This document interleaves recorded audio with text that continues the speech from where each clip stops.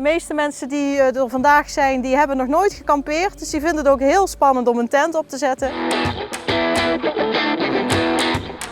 We hebben hier dit weekend een buurtcamping. Dat mensen met elkaar in contact komen die normaal niet zo snel in contact komen. Kan ik door gewoon op weg helpen door? Er zijn mensen die betalen gewoon voor een kaartje. 1/3 dat zijn vrijwilligers. En 1/3 is voor de minimagezinnen. Dat zij ook de kans krijgen om eens een keer een weekendje te kamperen. Kijk, het is wel 3 minuten van mijn huis af, maar ja, het is gewoon de loon met iedereen. Hè. Het is eigenlijk een soort van vakantiegevoel eigenlijk nog steeds. Frietjes eten, in de tent slapen. Eens een keer uit je dagelijkse sleur. Vooral voor de kinderen natuurlijk. Er is hier van alles te doen. Alle eetmomenten zijn natuurlijk al verbindend. Een kampvuur. We hebben diverse spelletjes. Kinderen kunnen de hele dag door knutselen. Gewoon weg van huis.